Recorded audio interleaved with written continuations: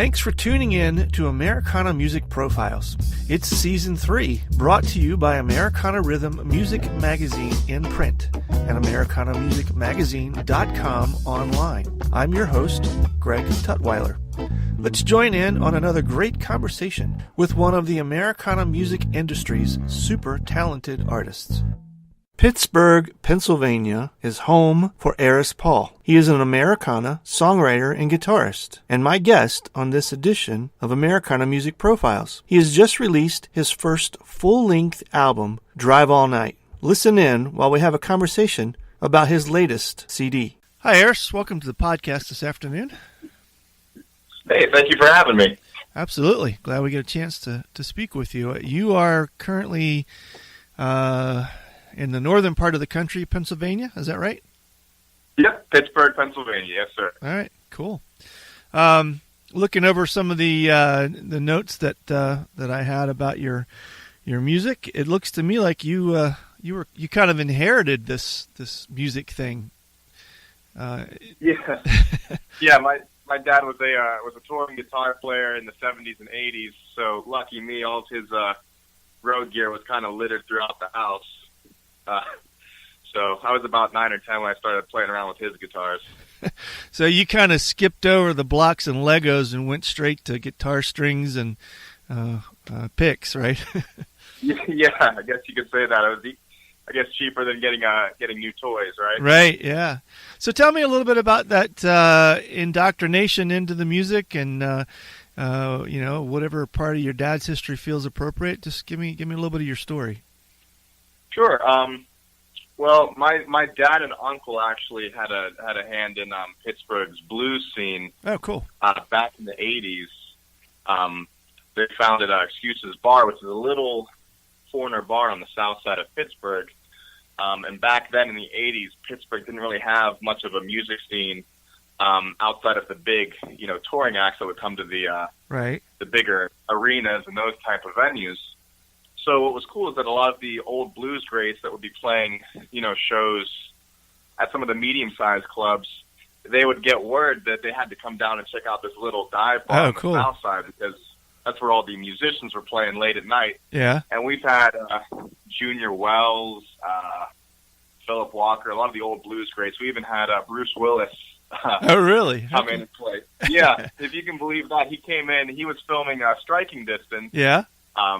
An older movie where he's the boat cop. They filmed that in Pittsburgh. Okay. And sure enough, he came down and played the harmonica with the house band, which was really cool. Oh, that's cool. Yeah. Well, he actually, I think, had a bluesish kind of album, maybe in the late '80s or '90s, I think. Anyway. Yeah, I'm pretty sure. The only downside is that I didn't really get to experience a lot of that stuff firsthand. Oh, okay. I wasn't born until '91, so a lot of the glory days of the bar, musically speaking, I kind of have to hear secondhand. Ah, right. Okay. Yeah. Huh. And you still kind of yourself got started pretty young, right? I think I read around the age of 16. Yeah. That was when I got more into songwriting. I started playing guitars when I was 9. You start playing little rock bands you'd make with your friends. Yeah. And around 14, 15, I started getting more into songwriting. And I think around 16, I was working on some, I guess more Americana. I kind of always liked to jump around between blues, southern rock, and folk and country. And we sent some of those songs down to one of these publishing houses in Nashville. Right. And yeah, my dad and I didn't really know what we were doing. We're like, yeah, we think they're good. Let's send them down there and see what they say. Yeah. And sure enough, somebody got back to us and said we'd like to record these songs. And I got to go down around I think 17, which was pretty impactful on a young kid. Oh yeah, right. Still high school age. Yeah. Yeah, no, it was great. It was a lot of fun. But yeah, that was the songs. I guess at the time they were what you'd expect from a 17-year-old. They weren't really. I was more into the guitar and the maybe cool solos here and there. I didn't think it was that lyrically, I guess, mature. And it's about 10 years later, we're just releasing the first actual, I guess, what I'd be proud to call the first record. Yeah. So there's definitely been a lot of growing up in there. Well, it sounds like you certainly had a lot of cool influences along the way, and I was reading where you got a really interesting piece of advice. I'm not sure if you remember what I'm referring to. A fellow by the name of Norman, maybe I see in the notes here, but it says, "Oh yeah, find out what you want to say and say it as best you can." Yeah. Tell me how that impacted your life. Well, that was the cool thing about all of these Pittsburgh musicians, is that they were all like family to us. So it was so cool. On a Sunday, I would go hang out with Norm Nardini, who was he was a big deal back in the 70s and 80s, and he still is here in Pittsburgh. Uh-huh. He decided to help me write songs because he liked what I was doing. So we'd work on stuff together all afternoon. And I remember he told me that, and that's just that always stuck with me. So I'm always revising things and trying to figure out how to say something, as concisely as possible. I read somewhere where you said you felt like that your playing was your greatest asset. I watched a couple YouTube videos, and certainly you seem to have been able to find yourself quite a accomplished guitar player. Is that the songwriting for you? Did that I'm guessing came along after the guitar playing for yourself? Oh yeah, I actually started with before we started going to Nashville with the more A/B written structured songs. I spent most of my time working on instrumentals. I'd sit in my room and I'd slowly acquire more and more of the do-it-yourself recording gear. I'd save up and buy a tape recorder. Yeah. And I'd do everything from the cop shootout type funk songs to banjo. I loved recording instrumentals. Right. And then over time I started to I always enjoyed writing, and I guess it took me a while to just put the two together and write about stuff that I thought was interesting and different perspectives that I thought were cool to talk about. Is this something that you're working on now full time, or do you have other things that you do? It is basically full time. I actually do road paving in the summer, which is a lot of fun. Hot, I'm sure. It's definitely it's not the easiest job, but I've done it all my life, and what's nice is that it gives me the winter time to focus on music, and at the same time it's hard to make a full-time living, when you're just starting out with music. And my band currently, I'd say we work pretty regularly, maybe 3 to 4 times a week. So it's nice to have a job to fall back on, and eventually we're hoping every year we save up, and we're hoping maybe this year with the album we'll be able to finally start touring full time.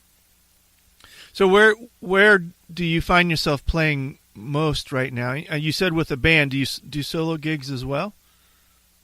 Oh yeah. I've done a lot of solo gigs. What's cool about developing your craft by yourself is that you can go out and get those kind of shows. And a lot of my bigger shows have actually been solo acoustic openings. Okay. I've opened for Davey Knowles, Eric Summers, Raylan Nelson, Willie Nelson's granddaughter, mm-hmm. And I'm trying to think of some other ones, Way Down Wanderers. And some of the acoustic shows are actually the most fun because you really get to, just lose yourself, and at the same time, hopefully if you're doing it right, win over a lot of musicians. Yeah, yeah. But the band is kind of the same thing. If you organize the show right, we like to cut loose and have a good time. And I'd say right now we play mostly around the Northeast. We've had shows in Jersey. We've had shows in Michigan. Mm-hmm. As far south as Nashville, as far north as probably upper New York. So it's the Northeast, but yeah, we're we're hoping to eventually start pushing out into further into the Midwest and West Coast. And everything. Cool. You mentioned a couple minutes ago that you felt like you kind of leaned more towards the Americana sound. I was reading where a lot of your influences were kind of all over the map with the blues, funk, soul, country. Yeah. So where do you feel like, how would you best describe it? When I was listening to it, it kind of had that almost that indie feel at times. Some of your songs. Can you pin it down for us a little bit? What for somebody who hasn't heard your music? What are they? What can they expect when they dial into one of your videos or songs? This is honestly probably one of the hardest things we've had to do is figuring out how to describe it to people. Yeah. We tend to describe it as 1/3 blues, 1/3 rock, and 1/3 country. Okay. We kind of give it the moniker. We call it Red-Eyed Road music. It's kind of all the stuff you want to listen to, when you're driving out in the middle of nowhere. It's guitar intensive. I'd say it always has an element of twang, which gives it that Americana country stuff. Right. And I think there's some blues there, and there's definitely some rock. So it's I think what I think is cool about it is that it kind of moves in a way that makes sense. So, where a lot of albums nowadays are kind of fractured and designed to sell, single songs or whatever, or a certain hit. Right. We're still trying to make that work that flows that you kind of want to listen to. And I think the new album does that well. It kind of starts off very intense with a lot of rock and roll, and eventually sort of settles into to more of a southern rock groove, and then by the end of it, you've pretty much got full bluegrass. Yeah. I was going to ask you. So, how does a guy who writes country rock, southern rock, twang end up winning an award for a bluegrass song? That's a good question. I wasn't expecting that myself, honestly.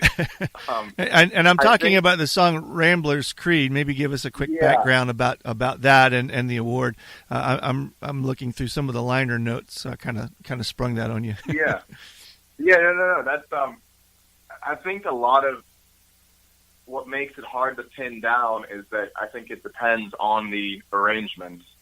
And what we see is when we do it just acoustically, or less just me playing a song, then it's sort of a lot of that music kind of falls into the folk bluegrass side. Mm-hmm. And then when you give it electric guitars and organ, then it's southern rock all of a sudden. Right. Okay. So, okay.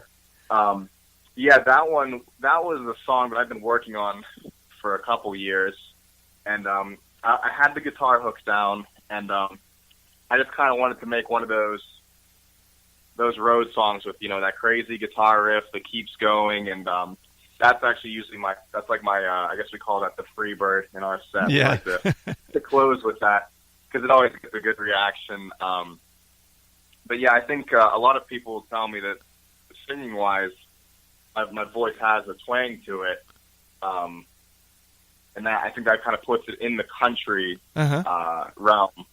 And then when you do a certain accompaniment like acoustic and mandolin, that kind of gives you that full bluegrass feel. So the new album, I guess it's your first maybe official solo project is Drive All Night. Tell me a little bit about that. That just came out, right? Yeah. Yes, sir. Okay. We just released that actually about 2 weeks ago. So, okay. Right.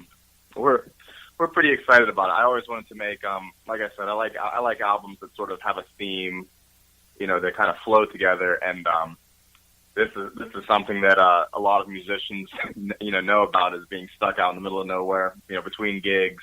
Yeah. You're tired, you're worn out, but you just got to keep going. Yeah. And it's pretty much something that I do all the time, including in the summertime when I'm paving. I work as a truck driver for a paving company, so I've pretty much been driving most of my life. So it seemed like a logical first place to start, I guess you could say. Yeah. But yeah, it was sort of, I want to make sort of